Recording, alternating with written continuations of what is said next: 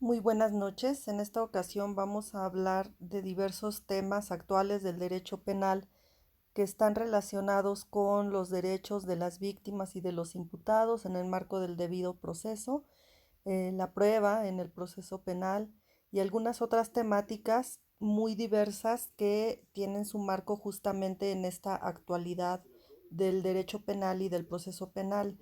El primer punto que vamos a tocar es el referente a la seguridad pública. Debemos comenzar por establecer que la seguridad tiene un significado muy amplio. El significado clásico, de acuerdo con la teoría liberal, es que la seguridad pública es la esencia y el deber ser del Estado, puesto que, por supuesto, entre sus múltiples funciones, el Estado tiene la de proveer esta seguridad pública.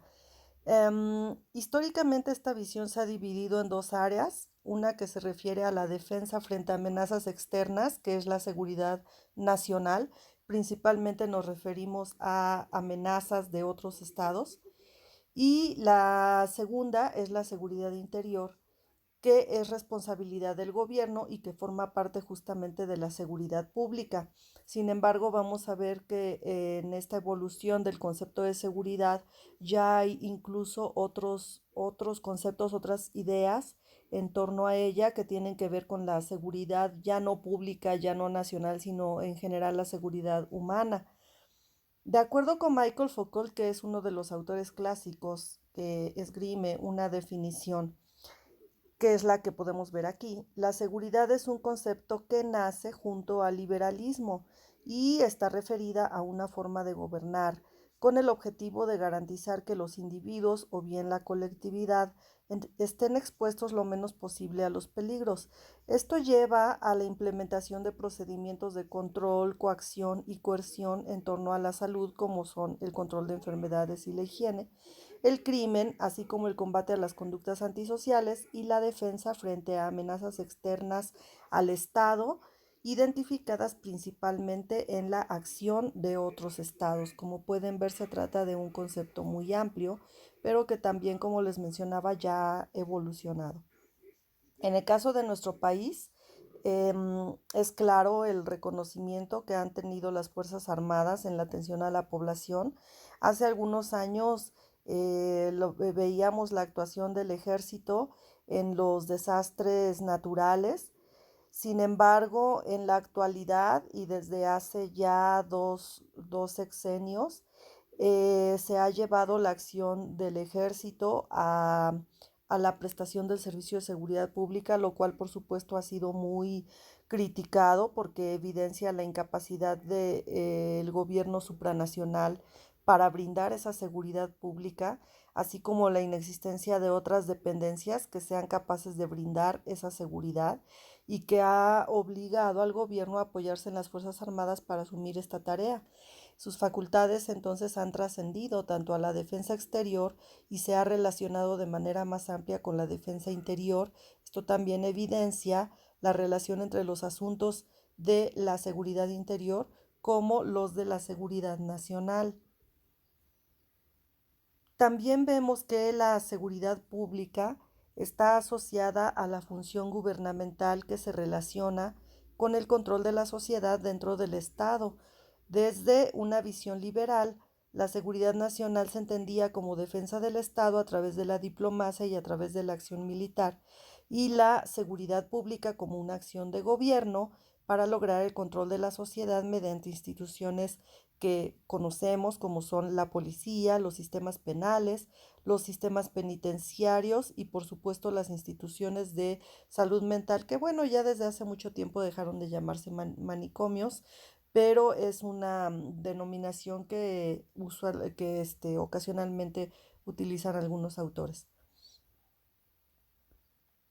Actualmente las definiciones de seguridad pública se encuentran más empatadas a la idea de conservación del orden. El concepto de seguridad pública se refiere al mantenimiento de la paz, la ley y el orden públicos. Se puede entender también como una imposición del orden a través del Estado del Derecho y de la represión mediante la aplicación de sanciones judiciales y la acción policial. Además de mantener el orden, el papel de la seguridad pública es establecer un equilibrio entre los intereses constitucionales que se encuentren en conflicto o bien resolver problemas entre los integrantes de una misma sociedad a través de la impartición de justicia, que como ya sabemos también se trata de una función del Estado. También se puede entender que está determinada por dos elementos. El primero de ellos son las instituciones que constituyen el Estado de Derecho, del cual ya hemos hablado, así como las herramientas que le permiten al Estado imponer ese Estado de Derecho. Las primeras son el conjunto de reglas que generan los incentivos para la estabilidad, el respeto a la ley y la conservación del orden, es decir, la capacidad de la autoridad para hacer uso legítimo de la fuerza. De hecho, en nuestro sistema constitucional, la fuerza se encuentra institucionalizada y es un monopolio que solamente ejerce el Estado. Recuerden que los particulares no estamos legitimados para hacer justicia por mano propia. Sin embargo, vemos que las amenazas contemporáneas a la seguridad han obligado a reconfigurar esos significados conceptuales y a buscar su integración funcional, particularmente las amenazas que representa el crimen organizado, el terrorismo y los desastres naturales que tienen un impacto local. Pero de forma gradual se ha demostrado que los gobiernos locales y subnacionales son incapaces de enfrentar estas amenazas solos.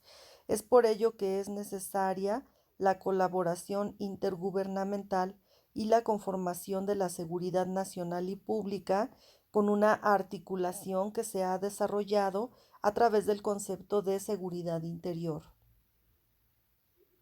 Les mencionaba hace unos minutos que ha evolucionado también la idea de la seguridad a llevarla a este concepto de seguridad humana. El punto de partida es el modelo idealista o liberal que ve a la seguridad como un producto de universalización de los derechos humanos y parte del reconocimiento de la interdependencia internacional y de la necesidad de colaboración para la protección y el desarrollo de la humanidad. Entonces, podemos distinguir los conceptos de seguridad nacional y seguridad humana porque implican un cambio importante de enfoque. La seguridad nacional se centra en balances y capacidades militares y la seguridad humana se centra en la seguridad económica, la seguridad alimentaria, la medioambiental, la personal, la comunitaria y la política. Mientras el objetivo de la seguridad nacional es tratar de que la población esté libre de temor, la seguridad humana busca que además de estar libre de temor, esté libre de carencias. Otro punto que nos permite distinguir ambos conceptos es que la seguridad nacional se refiere a la seguridad del Estado y la seguridad humana se concentra en el individuo. Por eso mencionábamos que surge del individualismo y del liberalismo. La seguridad humana considera que la seguridad depende de la protección, defensa y universalización de los derechos humanos, así como que el respeto a las garantías individuales es una condición previa para que el individuo pueda disfrutar de otros derechos. También se encuentra en boga un concepto novedoso que es el de seguridad democrática, que aparece como un concepto que supone un modelo político operativo que demanda esfuerzos tanto en el ámbito doméstico como en el internacional. Por supuesto, por ámbito doméstico entendemos el ámbito interno de los estados. De manera complementaria, se critica el hecho de que con el argumento de proteger la seguridad nacional se puedan suspender o violar derechos humanos de acuerdo con el criterio del mal menor y en cambio se promueve la idea de que la seguridad es consecuencia de la solidaridad ciudadana y es por eso que lo encontramos empatado con justamente la democracia. Esta es una vertiente de la seguridad humana. Su eje rector es la universalización de los derechos humanos, Su objetivo es la utilización de todas las capacidades del Estado para garantizar esos derechos humanos y de esta manera lograr el acceso a los medios que permitan su ejercicio adecuado y, por supuesto, también implica la garantía y tutela de los mismos. Bien, eso es en lo que respecta a la seguridad pública, la seguridad humana, la seguridad democrática. Vamos ahora a hablar de otro tema que nos señala nuestro temario, que está relacionado con las medidas de participación de la víctima en el proceso penal, las cuales tenemos enlistadas en esta parte. La víctima en el proceso penal tiene derecho a recibir asesoría jurídica y a que se le informe a través del Ministerio Público de todos sus derechos.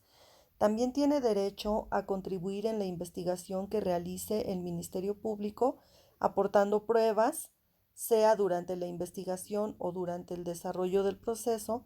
Tiene derecho a que la autoridad investigadora le permita intervenir en el juicio y también puede interponer los recursos necesarios para una mejor defensa de sus derechos. El encargado de realizar la investigación por la comisión de un delito es el Ministerio Público y durante el juicio será también el encargado de representar a la víctima. Pero durante la investigación se pueden dictar las medidas con las que no esté de acuerdo. Por ello, la Constitución le reconoce a la víctima el derecho de impugnar esas decisiones ante un juez mediante los mecanismos legales para que lo pueda hacer. También tiene derecho a recibir cualquier tipo de atención que sea necesaria, de tipo médico, psicológico, jurídico. El Ministerio Público le debe brindar toda la orientación que requiera.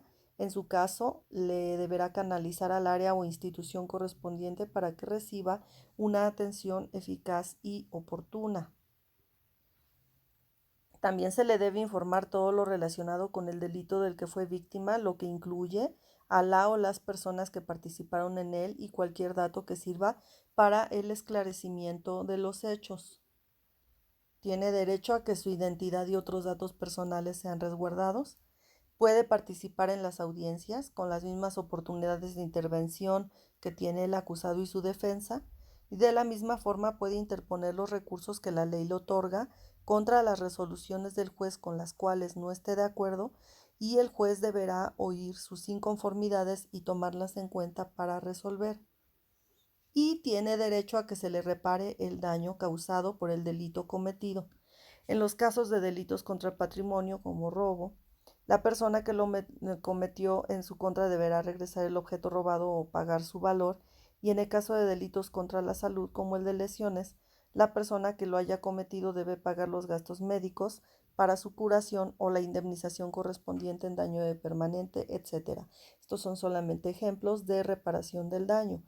Entonces, como podemos ver, las víctimas y ofendidos gozan de una serie de derechos que se han elevado a nivel constitucional. Debemos aquí resaltar también que existe una ley general de víctimas en la cual se establecen justamente todos estos derechos, se desarrollan así como los medios legales para su tutela y pues resaltar la importancia de la reivindicación de la víctima, porque como ya habíamos comentado en alguna ocasión anterior, se ha tratado de la gran olvidada por el derecho penal y esta reivindicación en sus derechos ha permitido justamente el traerla o más que traerla, el visibilizarla como una parte importante en el proceso penal y por supuesto la gran importancia que tiene el hecho de tutelar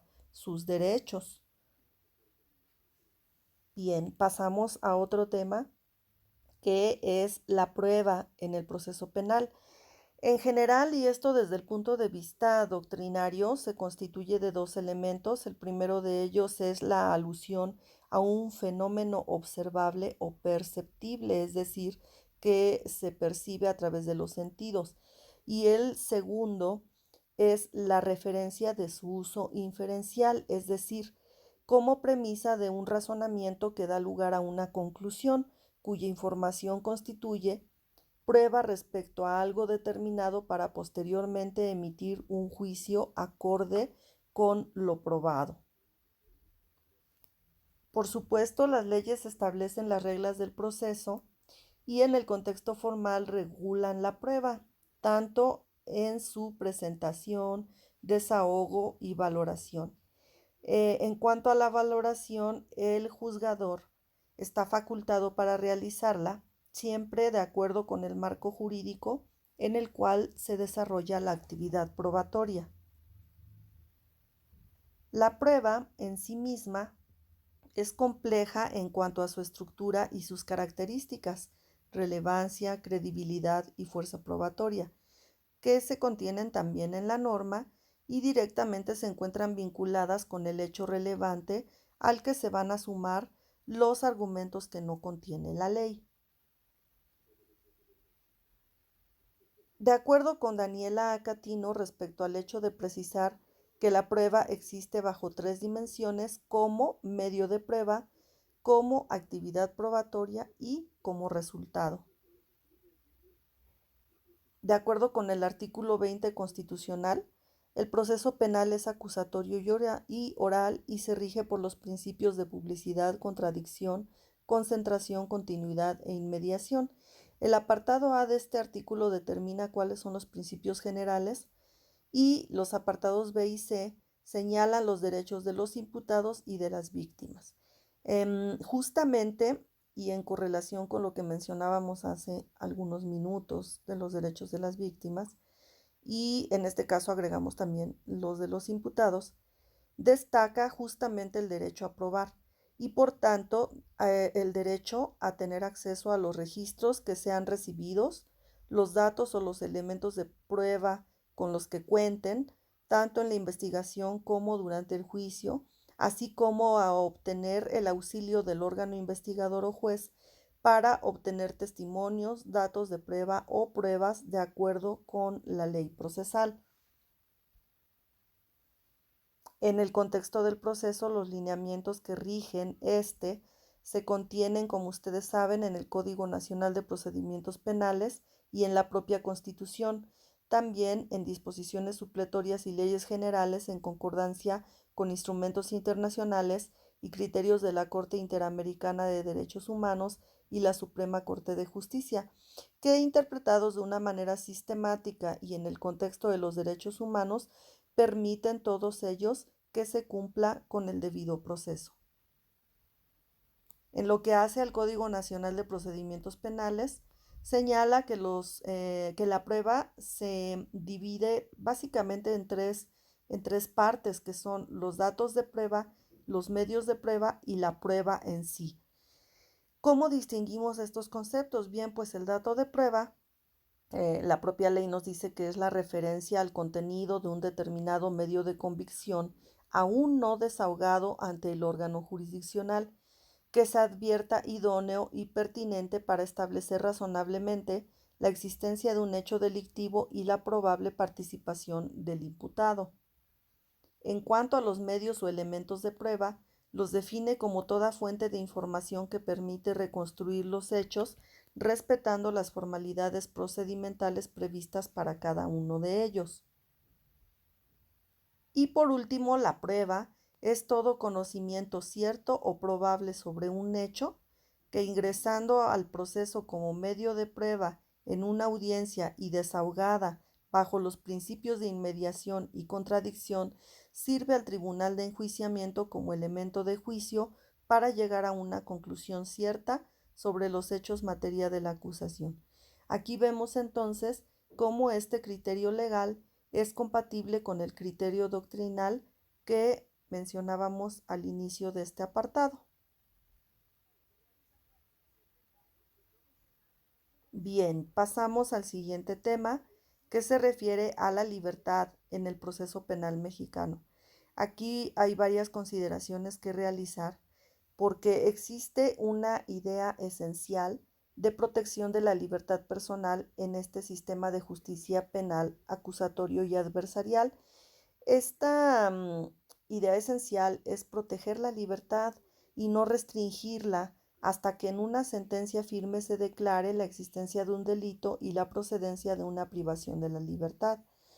Si entendemos a la jurisdicción como una actividad necesaria para obtener la prueba de que una persona cometió un delito, hasta que esa prueba no se recabe y se valore mediante un juicio legal, ningún delito puede considerarse cometido y ningún sujeto puede ser considerado culpable ni sometido a una pena. Aquí es donde vemos reflejado el derecho humano, que también es un principio de presunción de inocencia.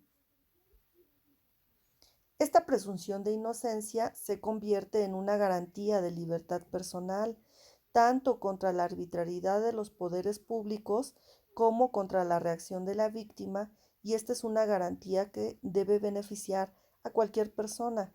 Los significados garantistas de la presunción de inocencia se reflejan como una regla de tratamiento del imputado que restringe al máximo la limitación de la libertad personal y como regla de juicio que impone al Estado la carga acusatoria hasta la absolución en caso de duda. Esto, por supuesto, significa que si existe una duda, lo que conocemos como un principio que de hecho tiene una raíz latina, indubio pro reo, en caso de duda lo más favorable al reo. De acuerdo con los artículos 14, 16, 17, 19 y 21 constitucionales, la restricción a la libertad individual solo se puede ejercer por el órgano jurisdiccional y siempre que se verifique la necesidad de esta afectación. Durante el procedimiento, el imputado no puede ser tratado como un sujeto culpable, pero regularmente no se elimina del todo la coerción estatal para efectos de que el juicio se resuelva exitosamente. En este orden de ideas, una de las medidas coercitivas que chocan frontalmente con el principio de presunción de inocencia es la prisión preventiva, porque ésta afecta la libertad personal del imputado. La prisión preventiva es la privación de la libertad de una persona que probablemente intervino en un hecho punible mientras se lleva a cabo un procedimiento penal y hasta que se emita una condena firme. La prisión preventiva evidencia que en el sistema penal, además de juzgar para castigar, también se castiga previamente para juzgar. De hecho, muchos autores han considerado que la prisión preventiva implica justamente un prejuzgamiento. Se convierte en una presunción de culpabilidad que se basa únicamente en la sospecha del delito cometido. Esto está prohibido por esta misma garantía, ya que la culpabilidad se debe probar y no se debe solamente presumir, y eso no ocurrirá sino hasta que se dicte sentencia definitiva. Sin embargo, pues esta medida de la prisión preventiva, y sobre todo hemos visto en últimas fechas que así sucede, se ha ampliado en cuanto a los delitos por los cuales se impone incluso de manera oficiosa, y pues sí vemos que es un atentado directo y un choque frontal, como lo mencionábamos hace un momento, con el principio de presunción de inocencia. Bien, pues esto nos lleva a hablar de otro tema sumamente importante que es el debido proceso. Vamos a entenderlo como el conjunto de etapas formales, secuenciadas e imprescindibles que se realizan dentro de un proceso penal por los sujetos procesales, cumpliendo los requisitos prescritos en la Constitución con el objetivo de que los derechos subjetivos de la parte denunciada, acusada, imputada, procesada y eventualmente sentenciada no corran el riesgo de ser desconocidos, y también el fin de obtener de los órganos judiciales un proceso justo, pronto y transparente. Esto nos lleva a hablar de las formalidades esenciales del procedimiento, que básicamente son las que vemos aquí. Por ello decimos que son las esenciales. Primero, la notificación del inicio del procedimiento y de sus consecuencias. Segundo, la oportunidad de ofrecer y desahogar las pruebas en que se finque la defensa. Tercero, la oportunidad de alegar. Y cuarto, el dictado de una resolución que dirima las cuestiones debatidas. No pierdan de vista, jóvenes, que el debido proceso es un derecho humano y como tal se debe encontrar tutelado y garantizado en el proceso penal.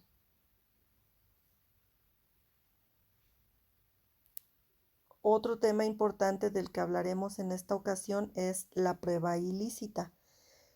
¿Cuándo una prueba es ilícita? Cuando se obtiene con violaciones a los derechos humanos o fundamentales. Por supuesto, esta circunstancia produce su nulidad de oficio o a petición de parte. Vamos a distinguir la prueba ilícita de la prueba ilegal. Una prueba ilegal es aquella que contraviene las formalidades que establece la legislación procesal, que si bien pueden tener por efecto también su nulidad, pueden ser saneadas o convalidadas. Entonces, una prueba ilícita es nula de pleno derecho, mientras que una prueba ilegal puede ser saneada o se puede convalidar, de acuerdo con lo que establezca, por supuesto, la propia ley. De acuerdo con el Código Nacional de Procedimientos Penales, se considera prueba ilícita cualquier dato o prueba obtenidos con violación de los derechos fundamentales y esto es motivo de exclusión o nulidad. En un diverso artículo establece la exclusión de medios de prueba para la audiencia de debate por haberse obtenido con violación a derechos fundamentales y por haber sido declaradas nulas. De ahí la importancia de la prueba ilícita, puesto que si es considerada como tal y por supuesto se acredita la ilicitud en su obtención, será descartada y por tanto no podrá ser considerada por el juez al momento de emitir su resolución. Bien, pasamos a otro tema, que son algunos problemas actuales del proceso penal en su relación con los derechos fundamentales. Aquí la idea básica es que dentro del proceso penal se debe velar por la protección de los derechos humanos y se deben amparar de la forma más adecuada esos derechos para todas las personas que intervienen en el proceso penal. Aquí nos referimos, por supuesto, de manera primordial a las víctimas y a los imputados, ya que estos tienen una serie de derechos durante el proceso penal que les garantizan o les deben garantizar una justicia pronta, adecuada, expedita, con el fin de resguardar su integridad y esclarecer los hechos como lo establece la legislación. En nuestra Constitución, ya habíamos mencionado artículo 20, apartado B, se contemplan los derechos humanos del imputado, que son los que tenemos enlistados aquí en términos generales. El principio de presunción de inocencia, del que hablábamos hace unos minutos, solo hasta que se declare lo contrario por medio de sentencia emitida por un juez, se le podrá considerar culpable a una persona. Es una regla durante el proceso y solo se le denominará de esa forma hasta que el juez así lo sentencie. Derecho a un defensor o abogado, derecho a una defensa adecuada por un abogado, el cual puede elegir libremente, incluso desde el momento de su detención, y en caso de que no lo haga, se le deberá nombrar un defensor de oficio, como ustedes ya lo saben. Derecho a no ser sometidos a detenciones arbitrarias, donde se respete su integridad personal. Este derecho protege al imputado de no ser sometido a torturas o malos tratos inhumanos o degradantes. Derecho a una legal detención. Derecho a ser informado sobre sus derechos y los hechos que se le imputan desde el momento de su detención hasta en su comparecencia con el Ministerio Público. También tiene derecho a ser informado sobre los datos que solicite para su defensa y que consten en el proceso. Se le debe informar todo sobre su proceso. Tiene derecho a tener acceso a asistencia letrada desde el arresto.